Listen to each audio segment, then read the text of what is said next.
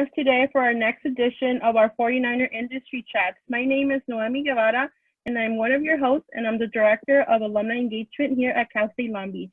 Before we start our session, I would like to let you guys know that this session is being recorded and it will be living on our library on demand on our website for future reference.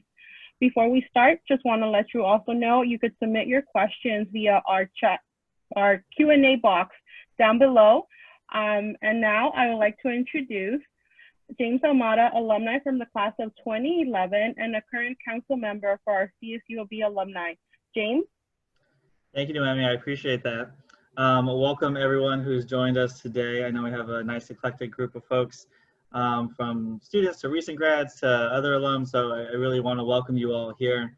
It's been a pleasure serving on your board for the past few years for the alumni and really offering programs like this, you know, connecting our great alum to our students and to our alum, so that way we can learn some things from them and share really that beach spirit that we all have. Yeah, so my name is James. I work for Associated Students at Cal State Long Beach. Actually, I'm a manager of communications and marketing division, and you know, things like opportunities like this to meet alumni is excellent. So really excited to host this conversation and learn from Yesmean from what she has to share with us. So let me go ahead and introduce our amazing speaker for the day.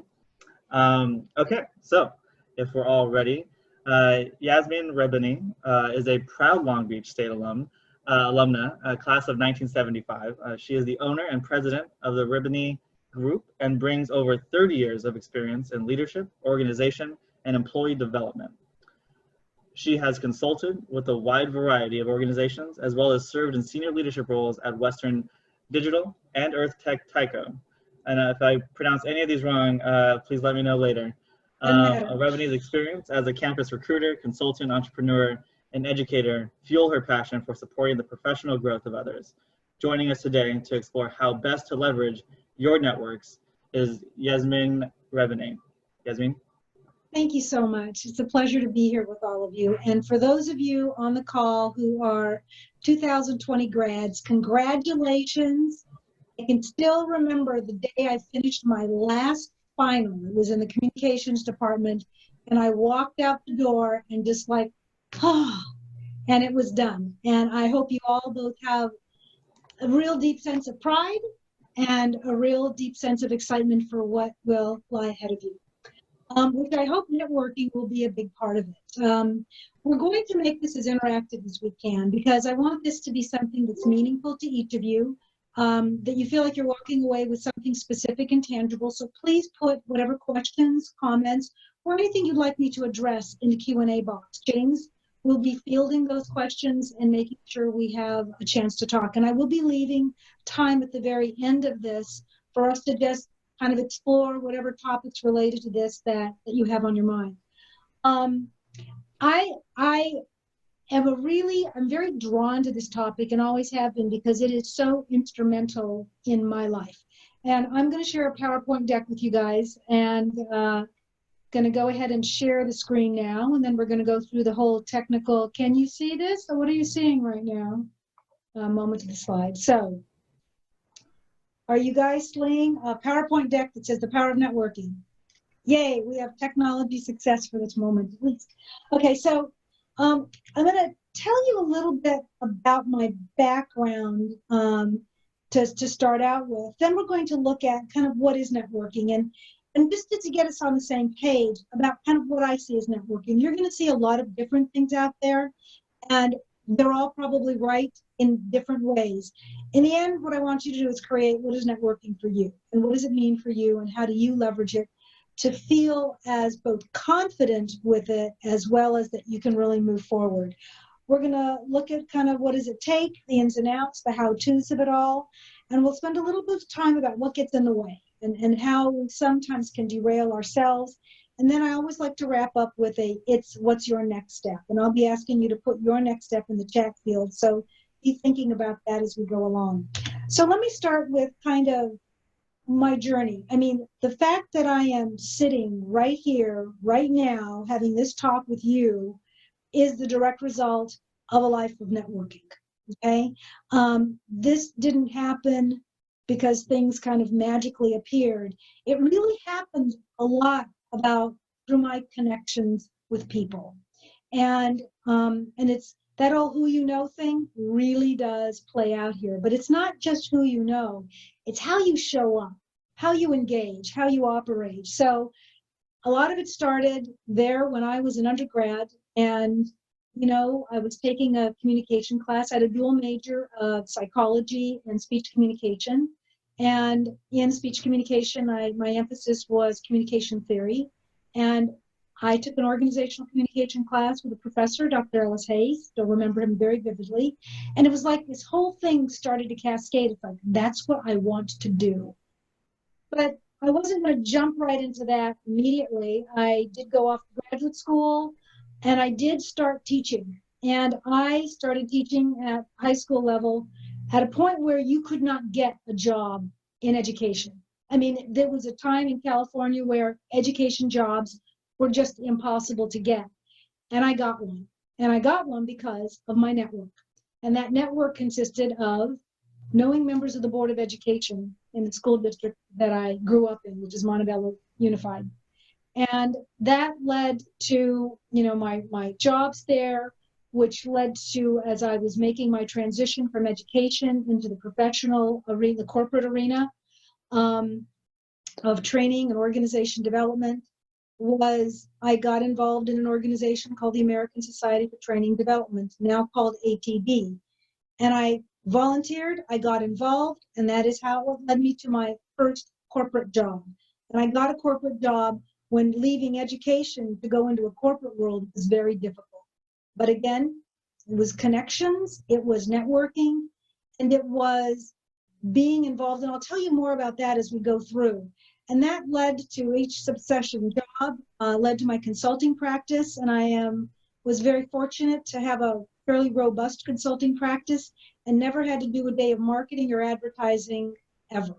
And it was all because of the network. And I am very kind of pleased to say that not only was that a good network, but a great group of friends that I have, amassed over the years. And it takes like one of the biggest lessons that I ever learned, and that is you build your network long before you ever need it. And that is something that you like cultivate as along the way as part of your learning and your growth. Because I'll tell you, it's a way different experience to pick up the phone. And I did. When my first corporate job, when my boss would say, "Can you do a needs assessment for us?" And I'd say, "No problem." I had never done a needs assessment, by the way. No problem. And got on the phone, started calling my friends. Okay, who's done needs assessments? Who could send me stuff? But these are all people I knew, people I had worked with, people I had been involved with in that professional organization. And I got so much help and support. Had I not had that and just started calling somebody and saying, "Hi, you don't know me, but I need to know how to implement this needs assessment." I knew it conceptually. I'd studied about them, but I'd never really done one. So, God, if my boss is listening to me now from Luckily, they're not, probably, right? What? So luckily, they're not, right? And that's Well, I don't know. Yeah. His name is Pat Johnston. He was the best boss one could ever have. And you know what? I think I probably admitted it to him. Anyhow, so it's the power of knowing you cultivate strong network that long before you ever need one is probably one of the most important lessons I walked away with. I'm going to pause every now and then to see if James wants to jump in with anything, and if you don't, you can. I mean, I think actually the question that I think is on everyone's mind is, what does networking necessarily mean to you? Because I think that's probably the question that folks get intimidated by. Like, what is networking? Oh, there it is, right? So Yeah, that's what we're going to go to right now. Thank you, James. Yeah, excellent transition point. And so let me talk about what networking is and what it is for me. And then again, you may have a slightly different way of looking at it, and that's great, because this is not there is only one way. The big thing for me is that it is an intentional relationship. Sometimes people just cross your paths and it's like, "Oh, wow, we have this in common," or whatever, and that's nice. But it's really much more intentional. I really want to make sure I'm learning about that organization, or I really want to get involved with this, or I want to make sure I have an opportunity to, meet people in this kind of arena, that it's really intentional. And the important word for me, and you'll hear me saying this a lot, it is an exchange. Networking is very much two-way. If it's always just about what I can get out of this, it is never going to go anywhere, because you all know what it's like to have someone pick up the phone and call you only when they want something, and they're never seem to be readily available for that. It is an ongoing thing. It really isn't just when you need something. It's when you want to just check in, how you're doing, when you want to shoot an article off to somebody and said, I thought about you when I said this. I just, right before we got on this call, shot something off to somebody in my network on making bread, because they were interested in it. And I said, here's some stuff I have on bread making. So it's not always even about work stuff, but it's about maintaining the connection. And I think that's the important part, is understanding it's a very reciprocal relationship that is managed. That is not just, it just happens. It is something you think about making happen. Yeah, and I was going to add just, I think one of the great words you're talking about is the intentional piece. I think for me, what I always underline to folks is always that relationship word, right? Like, what does that relationship look like? Because, I think a lot of the times people think networking, I need to give my business card to a bunch of people, or I need to just collect 100 business cards at this event, right? But that's not relationship building. And I hear that's what you're describing more. Exactly. Is that right? Yeah, okay. Exactly. And thank you. That is the important word there. It is about relationship. Building, creating one, and cultivating it. I'll tell you, if you think, okay, I probably shouldn't admit this, but I don't have business cards. Okay. When I'm kind of a green person, I don't think we need all that paper in the world, and I can email you stuff as easily that. But for a long, I didn't have business cards, because what's going to end up building the relationship with that. So I'm not advising that you don't have business cards. It's just that if you think that's going to be your entree, it's exactly. It's so that it's not in a box per se. Like, it's not just this type of networking. Yeah. Like, there's networking is this other, more than just that one thing. Perfect. Thank you. Yeah. And I just want to remind everyone again, there's a lot more. Yeah, and I'm just going to remind everyone, just so at the bottom where the chat box is, there's also right next to that Q&A option. So as we're going through the presentation, definitely, and just having this conversation, feel free to throw questions in there too. So I just wanted to quickly mention. No, that's great. Okay. That's great. We're looking forward to it. So that to me is what it is. And if any of you on the call, there are pictures of networking and you want to throw that into the Q&A or chat box, James will be able to share that going on. So let's take a look at what does it take to do networking, because it's all right. And it is a skill set that not everybody is comfortable with. And I'm going to share stories with you later on about some other networking situations and the challenges that some people experience. But it starts out with kind of having a personal vision for yourself. What is it that you want? What is it that you're trying to achieve? Are you trying to grow and learn in a certain area? Are you trying to make some connections in certain organizations? What is it that you want for yourself? What is your vision? Not just your networking vision, but your professional vision, your learning vision. What is it that you see for yourself? Do not underestimate the power of this. Having a clear vision can be so compelling. I had a friend once who she wrote down her vision was, and it was to move to New Mexico, to be looking out her window and seeing her horses in a corral as she looks out at the mountains, and she's, doing her work in a great organization. It happened just that way. She's like, I'm looking out my window at my horses, at the hills. Because once you put it into play, and once others know about it, they can support that vision for you. It takes a certain level of curiosity, okay? Being able to network means that you're interested. You're not just interested in a field or a company, but you're interested in people. You're interested in what they're doing. You're interested in how they got to where they were at. You're interested in what they need. So it does require you to be somewhat curious, because it means when you're curious, you're coming out of yourself and you're thinking about others and what their need is, which goes along with a level of generosity. How willing are you to give? So much of networking is about what you can offer and give to somebody as it is what you're getting. I'm personally I love connecting people. I just love it. If I hear you're looking at something and you need something, I love putting people together for that. I love offering support where people need it. So it's about being generous. A big part of it is about risk taking, because it does mean putting yourself out there. So I was telling about an organization I work with, and they were really encouraging internal networking, that people are building their networks within the organization, which you think, well, doesn't that kind of happen automatically? It doesn't. You get stuck in your department, you get stuck in your function, and you often don't make those connections. And it's a pretty big deal in this company that people build their internal networks.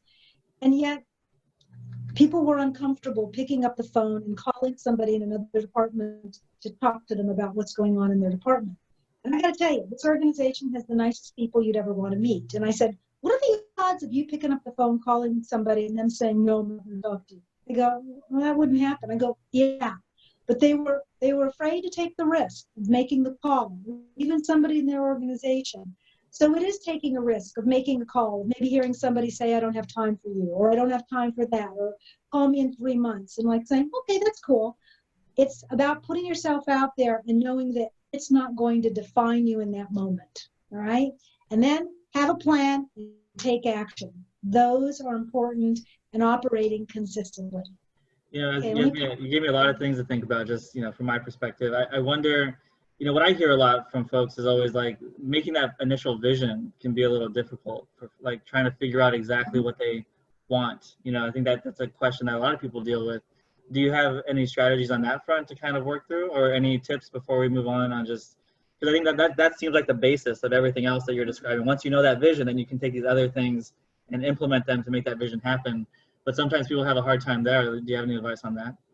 I do, because I know how difficult it can be, especially when people say, well, I'm not sure what I want. And it's like, you don't have to know everything you want. You don't, and if you think you're going to sit down and write this vision out in perfect, thing right off the bat, it doesn't happen that way. It kind of starts out with a bunch of Post-its sometimes. You get a bunch of Post-its and you just write down, I want to be happy, or I want a short commute, or I want to travel, and let the vision start to materialize. I think sometimes being clear about what you want is important, but also being clear about what you don't want, what's not going to be rewarding for you. What's going to make you, two questions I often find that is helpful is, what gets you up in the morning? Okay, what's going to get you up in the morning? It's going to make you feel like, oh, this is fun, this is engaging, this is interesting. And what's going to keep you from sleeping at night? What's going to be the things that maybe kind of drain you down a little bit? So in part, it's about, okay, let me see what are some of the things I like. And a vision starts to materialize over time. So if you take the pressure off that I have to create this vision, but maybe I just have 7 words right now that resonate for me, and play with it. And I will tell you, sometimes, like that friend of mine's vision, it didn't just come to her like that. It did materialize over time until one day she said, this is what I want. Mm-hmm. And I'll tell you, it really didn't happen in like a 5-minute window. It happened over maybe a month or even a couple of years of thinking. Yeah. So start with something small, but start. Perfect. And then the only other thought I had, actually, which I was thinking, the generosity, I'm sure there's a portion there that means with your finance, if you have it, but also with your time, or is that kind of what you also mean too, just giving that, whatever that means? Yeah. And it's not even so much the financial part, although it's nice if you can give to very worthy causes. It is about generosity of your time and your energy. Somebody pick up the phone and say, I want to bounce some things off of you. Mm-hmm. That you say, you take the time. And if you can't take it right then and there, it says, hey, can we talk tomorrow at 9 o'clock? I've got a deadline I have to hit right now. But that you're willing to give time, that you're willing to give. I think sometimes we think of networking as going out and getting and asking and calling. But to me, almost more of it is what you're willing to give other people in terms of time and energy resources. Yeah, I just wanted to touch on those because those stuck out to me. Yeah. Okay. So, all right, that's kind of what it takes. And again, we're not aiming for being perfect at this. This is stuff you strive for. And this really is one of those things that's a lifetime of building, okay? And I will tell you, I know some people that have the most amazing networks that, I mean, a friend of mine was working on her thesis at one, and it had all this statistical stuff she had to deal with. And she was like, with the statistics. And it was like, boom, 3 phone calls and 3 statistical experts that were people that we knew were right there for her like that. But she had relationships with them that she had been built long before she ever needed that. So it is something you want to invest time in and know this is a long haul kind of thing. So let's talk a little bit about the ins and outs of this. And one is what networking can help you do. We often see, that we think of networks as being advisors or mentors or teachers, and yes, it absolutely is that. If you don't have a mentor, get one. If you only have one mentor, maybe think about 2 or 3. I think it's one of the most powerful things that you can have, and one of the best ways that you can cultivate your network, because your mentor will help you with that. Sometimes you'll look at people who can sponsor you for things, who can help set you up with stuff. I'm informing or connecting. I have a couple of young ladies right now I get texts from. I sometimes do a lot of networking via texting these days. I get these texts from these 2 young ladies I'm working with is, hey, do you know somebody who can? And I'm like, yeah, I can get you connected with so-and-so, at this one place that they're looking for a job. We'll get you connected with them and all that. So, know that networking can help you do a lot of different things. But also be clear about what it is you're looking for, what it is you're needing. And again, this is maybe just a function of that one particular call, that why you may be calling somebody, or why you might be reaching out to an individual that you don't know. And this is just a brief list of, is it about learning something new? Is it you're trying to get more visibility in that field? Is it you're trying to learn more? Is it that you're trying to understand what might be available in that area for you? Is it that you need a thought partner, somebody to bounce ideas off of, somebody that you want to say, hey, I'm thinking about doing this? I get asked to look at a lot of resumes. I used to do career coaching, and I used to, I worked in HR, so I get a lot of, can you look at my resume and tell me what you think? So they want to hear about, getting inputs. I'm looking for a job in this area, or even something as simple as, I need to learn about, what can I learn? And so what are your needs? What are your goals? And that's kind of part of your vision. And that is kind of some of the stuff around what you can ask of a mentor. I'm not a mentor, but in your networking with all that. Another thing about it is knowing who is in your circle. Okay. So I mentioned earlier on that I got a teaching job at a point in California where teaching jobs were impossible. And it was in my circle, in my immediate circle, I happened to have a couple of people who I knew who were on the Board of Education. So, you send your resume to somebody on the board and they send it to HR, it's going to get a little more attention than if I just threw it into the mix. Now, I took a risk, what if they said, why are you bothering me? By the way, very few times do people say, why are you bothering me? We have that idea that, they're going to think I'm imposing. That is not very common. For the most part, I find people who are generous. They want to help. And especially if they know you, they want to help you.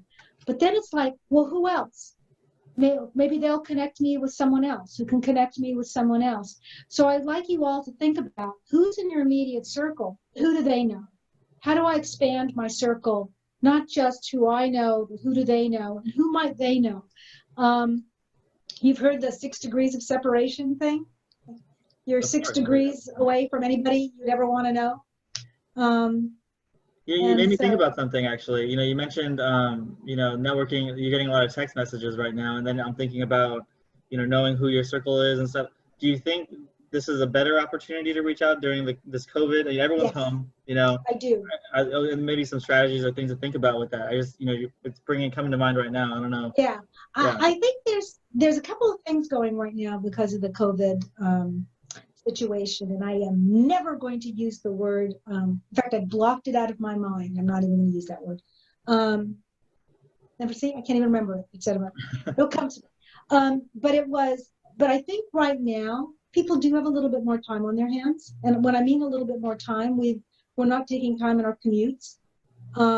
We have a little bit more, and I do think there's a little more generosity of spirit out there right now, and kind of a willingness to help and a willingness to support people. So I think this is a great time to expand your network, to talk to people and say, hey, can I just chat with you for 10 minutes? I mean, most people are happy to give you 10 minutes. One of my my nephews, I've encouraged him to do a lot of informational interviewing, and he called up somebody for an informational interview. They talked for 2 hours. He asked for 10 minutes. They talked for 2 hours. So you never know what's going to happen. And I think reaching out at this time is important, is a plus for you. Yeah. Okay? So all of you on the call, I want you to think about your circles, okay? Who's in my immediate circle? Who might they know? Who do they know might they know? And we find that you can expand your circles in lots of ways. LinkedIn, if you do not have a LinkedIn profile, create one. Because though I have found, I'd like to say, oh, LinkedIn has done all these great things for me. It hasn't done a lot of great things, but it has been when I think, I wonder if I know anybody who knows somebody at that company. And it's like, I'll email. Or when my nephew was looking for stuff, I say, go into my LinkedIn profile and see who you see in there, and I will connect you, okay, with those people. So, talk to your friends, talk to your contacts, family members, your neighbors. Do not be surprised by how amazing that network can be. And you know what a network is, all these things coming together of just starting to reach out. And this, to me, the next point is probably one of the most important ones. To me, a lot of networking is getting involved, okay? So the networking that actually brings me to this spot in this moment was when I joined that Association for Training and Organization Development Professionals. And I didn't join to find a job, okay? Although it would have been, thing that I wanted, I joined to get involved. I volunteered to be on committees. I eventually became on the board. I volunteered to work at things. Because when you do that, you're making connections with people, you're building relationships, and they're seeing who you are. Okay? So my first job, which was in the training department for Save on Drugs, which no longer exists. Be surprised how many companies I worked for that no longer exist. Nothing to do with me, but I went to work at Save On because somebody that I worked with in the organization knew this person who kind of knew me and recommended me to the hiring manager. I didn't even know the job was even open. So getting involved, volunteering, again, this is part of that generosity thing. Get there so that people see you. It's probably going to be your best way to do networking.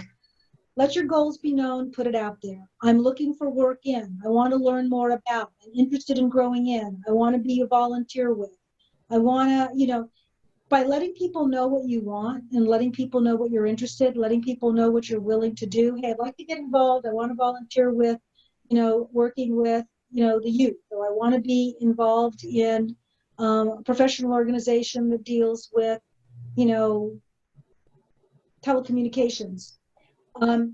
People will start to say, oh, I have something, or oh, I know somebody, or maybe a month later, oh, I know someone who's looking for that. So when you let people know what you're looking for, more stuff is going to end up coming back to you.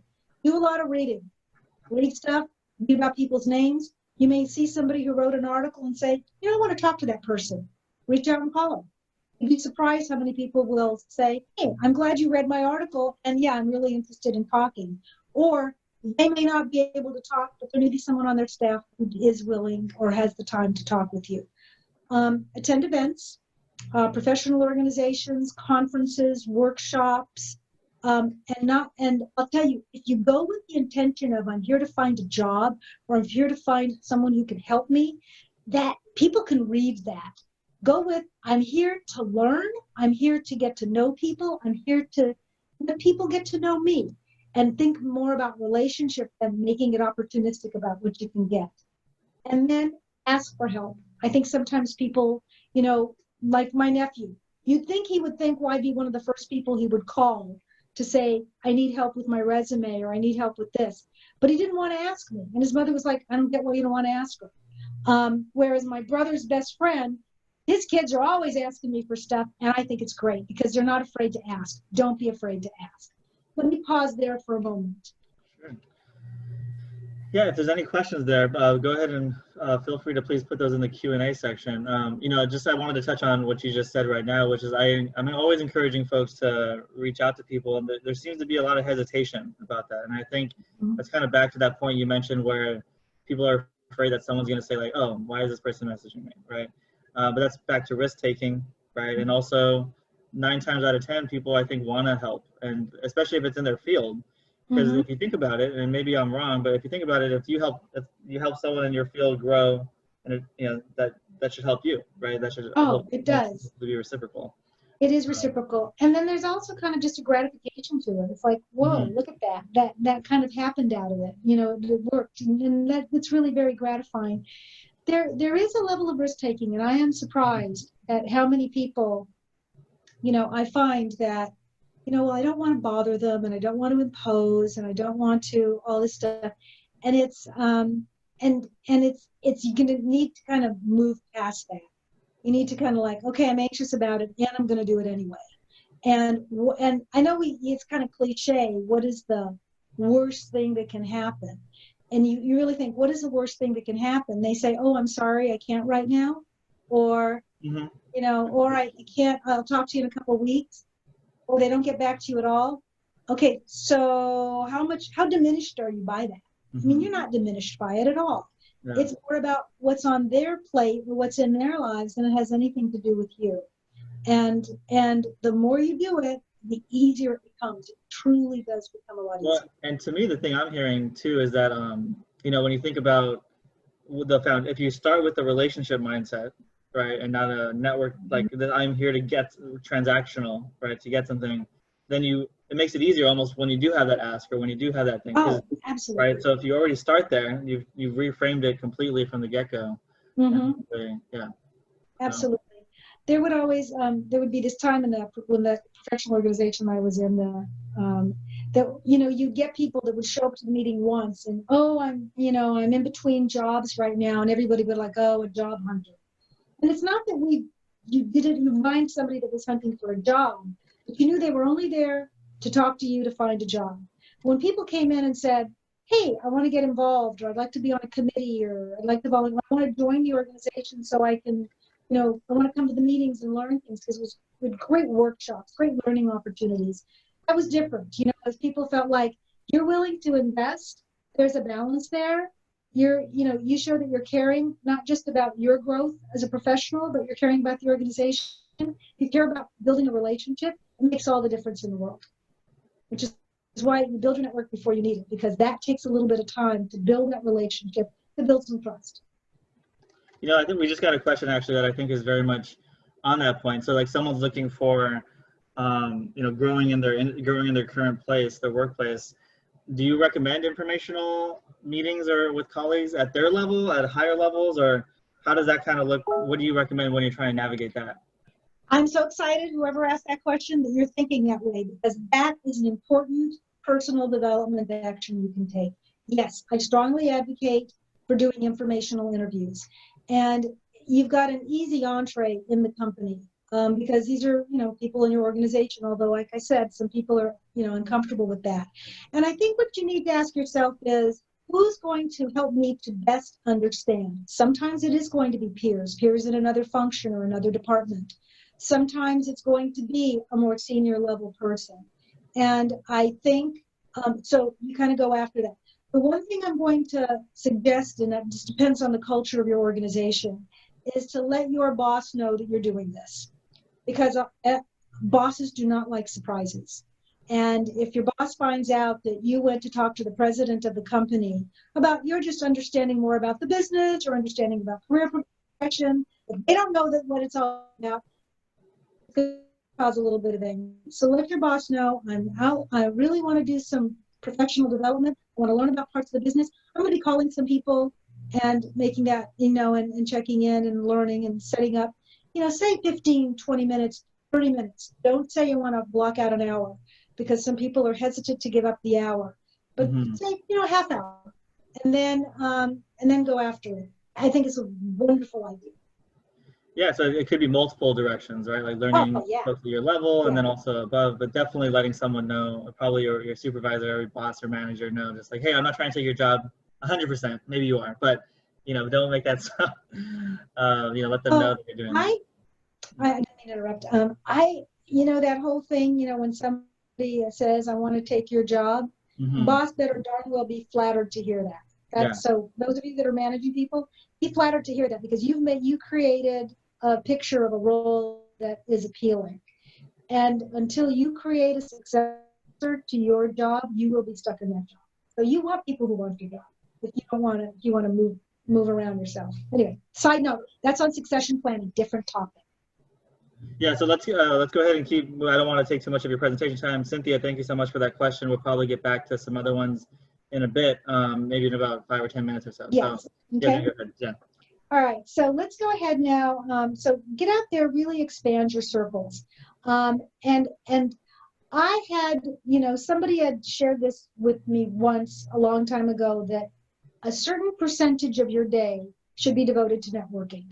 And that may be 20 minutes, 30 minutes, whether it's shooting off some emails, whether it's making a phone call, whether it's thanking somebody for something, whether it's, if you're in an organization, walking by somebody's desk and having a chat with them. It should be a certain amount of time that you give each day to it, okay? And again, it could be 5 minutes, but it's something that's part of the consistency of it all. So, again, I said I was going to drill down on this one a lot in terms of it being very reciprocal and being about what you can offer.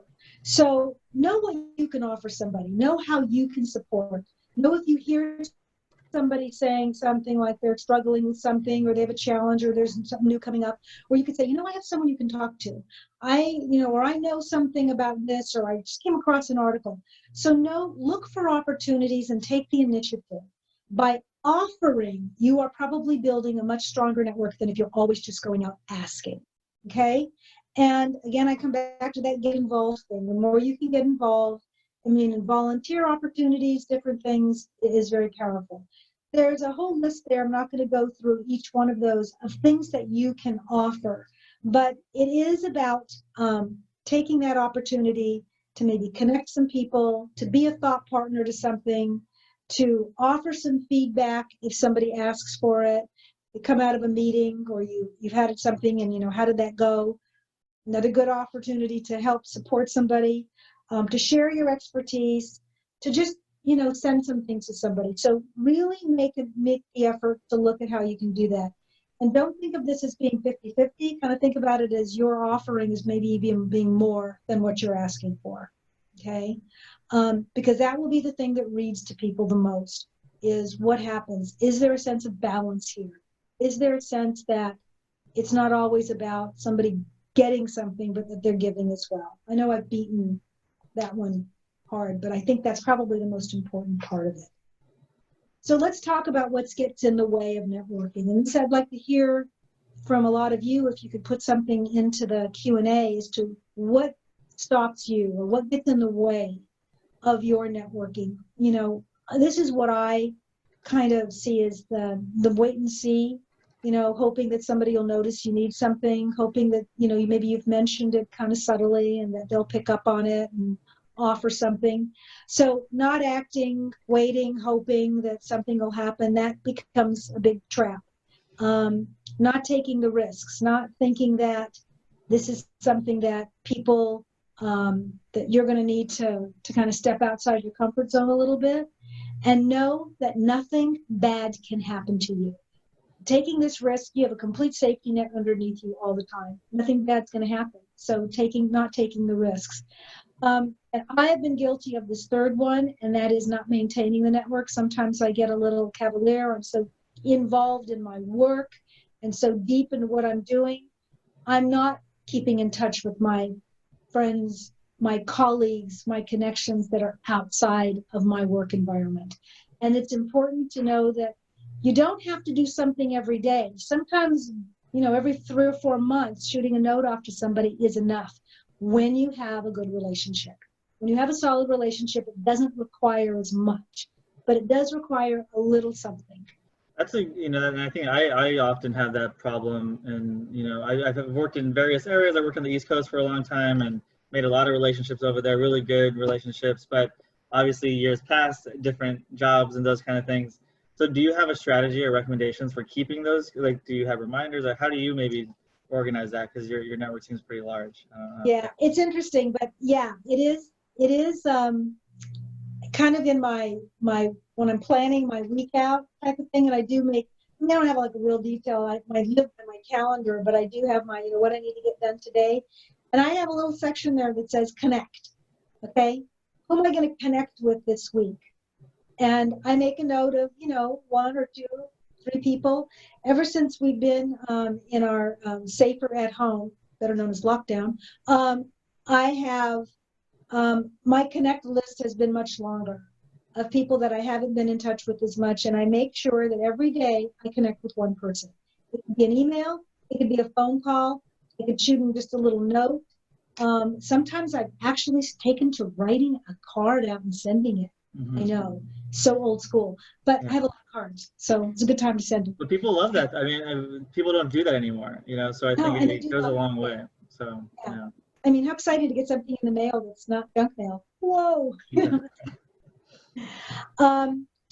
So that's one, you know, kind of make it part of your weekly plan. Even if you just do one little thing, it is one thing that you are investing in.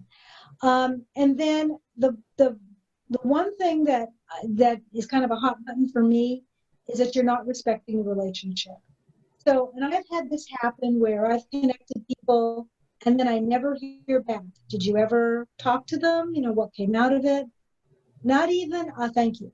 So if someone is connecting you, like if you were to contact me and I connect you with somebody, it's nice to get back to me and say, hey, I met with them. This is what happened. Thank you.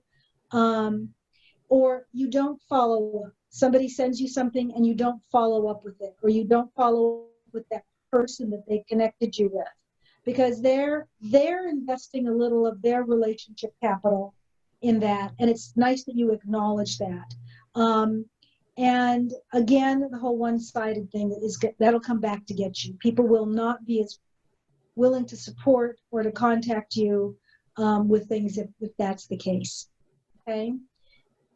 Yeah, I had another thought, and I was, you know, kind of chatting with folks. One of the biggest things, even if it's relationship building, that context can just be like meeting new people, being that anxiety that folks have. And I'm sure you work through strategies on something like that. I mean, I know that's probably a whole another hour or two for different things to work through, but any quick thoughts or comments about how folks maybe deal with that type of anxiety or being uncomfortable with meeting new people, kind of either overcome or get comfortable with it in some way? So I'm going to be very honest with you guys. I'm actually a very shy person. Okay, you probably don't think that because, and people would say that when I would tell, you know, participants in a workshop or at a presentation I'm doing, that I'm a shy person. Oh, how could you be shy? Look at you standing up there doing this. I said, yeah, this is my job. This is what I do. But I am not necessarily comfortable walking up to a stranger and saying hi. Okay, but this is what I do. I put myself into, I'm not going there so that they can get to know me. I want to go know them. I want to say, hi, I saw you standing here, you know, talking with so-and-so. You work at, you know, X organization. Yeah. Well, that's really nice. I know so-and-so. I try to be interested in them, ask them questions, and it's not about me. I make it about them, and it's so much easier for me to do that. And that's part of the curiosity thing. And you know, well, what do you do there? And how long have you been there? Or whatever. Or, oh, do you know so-and-so? Yeah, I know. And then, you know, you start, oh, I know this person. And you start kind of making connections.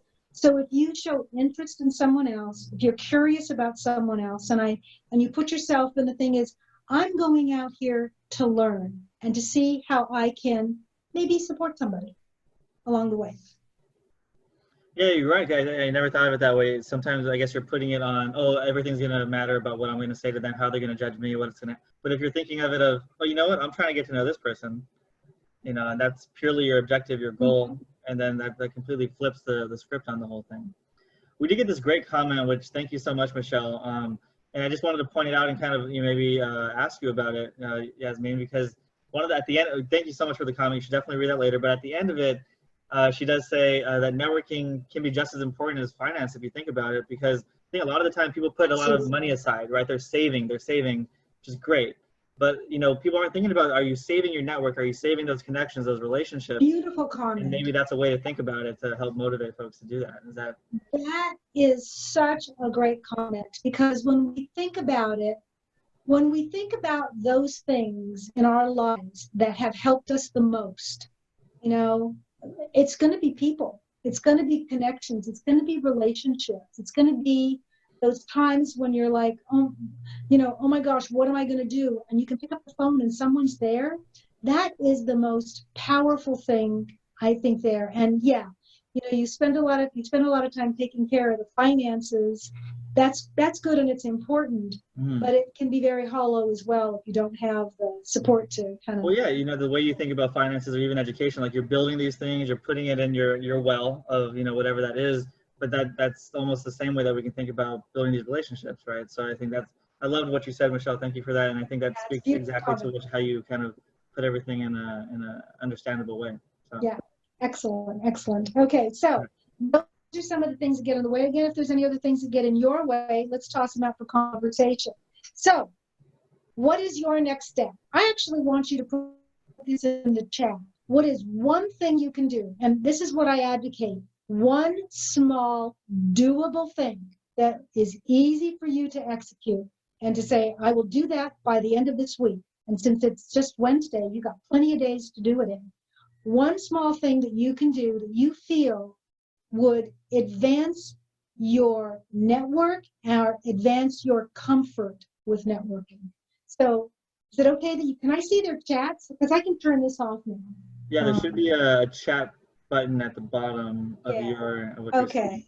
That'll open up the chat screen. I've opened up the chat screen. So if any of you guys can just kind of talk, what is one thing you can do? Because all these ideas might stimulate other people's thinking. Yeah. By the way, while you guys are all doing that, do you all think of this call as a networking opportunity? We got a yes. It is. Look at Michelle said yes. Thank you, Michelle. Yes. This is a networking opportunity, and I don't know if you're seeing people's names that you know, or you're thinking like, oh, I want to talk to James. I'm going to give James a call. This is a great networking opportunity anytime you're around people that you don't normally cross paths with. So yeah, so that's an excellent challenge. If anyone out there can at least say what your next step maybe is going to be, and then we can kind of talk through some of those. We got one. Great, Michelle. Thank you, Michelle. That's a great one. Yeah. Excellent. Good job. Contact. For me, did we get another one? Or no? For me, yeah, okay, we got another one here. Make a network list, organize it based on relationships. Okay, that is really important. You just brought something up that we do when I'm working with groups on their internal networks within organizations and cultivating what we call stronger interdependencies between functions. What is the nature of my relationship? Okay. You make a list and you organize it based on the relationship. Those people that you're closer to, those people that you know less of, that's an important characteristic to put in there. So thank you, Carolina, for doing that. That's a good point. James, I interrupted you. Oh no, that's actually something. I love that you said that, because that's something I had when I moved back from the East Coast. I had to try to reestablish some of those things, remembering the folks that I'd be working with, and listing those out was really helpful, because it makes it sometimes it can seem a little larger than it is. It seems like a lot of work. Where do I start, right? And I think creating that list was a good way to help me start, and I love that they pointed that out too. And so that's one of your recommendations too, to maybe kind of just note that. Yeah, that's excellent.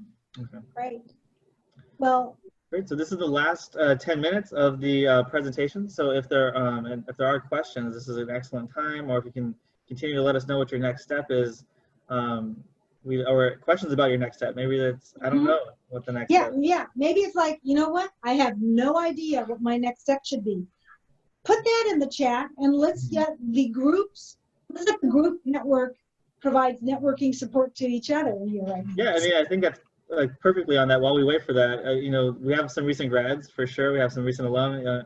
what are some of the things that they can start doing, especially right now? We're in this kind of pandemic time where people, you mentioned there could be opportunities with that, but also there's not events, right? There's not the business mixer that's usually around the corner, or there's not, all the folks in leadership development. They're not all getting together and seeing each other.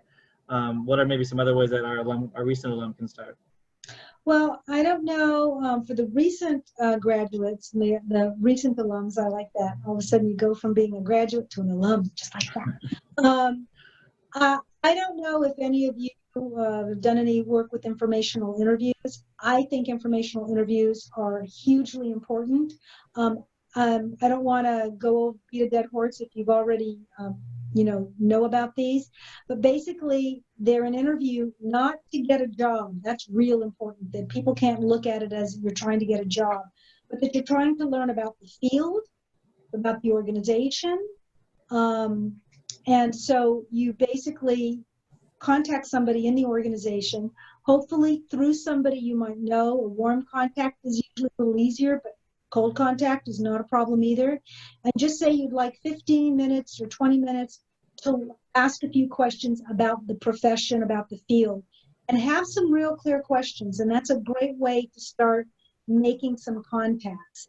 There are organizations out there right now who are having meetings virtually.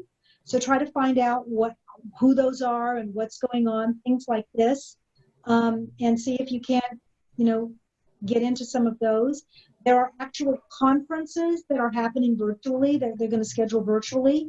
If it's a conference in your field, I personally love going to conferences. I love learning things, so you learn a lot at conferences, but you meet a lot of different people. So find out what conferences in your area might be virtual. Don't underestimate some of your, if you've had a part-time job someplace, if you've been working somewhere, talking to the people that your boss, even if it's like has nothing to do with your field, you don't know who knows people. It's that 6 degrees thing is crazy. How you could probably say, well, I don't, my uncle is the president of, and you can have entrees that way. So start asking questions and letting people know what you're interested in. Have some information, try to seek out some informational interviews, try to get into some meetings or conferences or things like that. Yeah, I just want to echo that. I think I've been seeing so many virtual versions of it, lower cost for sure, for people to plug into, keep building those skills, and then hopefully also being able to network. So yeah, definitely. I think I've seen a lot of those out there. And though conferences and meetings and things can cost some money, I think you still can take advantage of student rates, and they often have lower rates for students sometimes, in some of those things. Or you can, contact somebody about, can I volunteer at the conference? Can I be a volunteer moderator and a Zoom part of it? And that kind of can get you into. So. Great.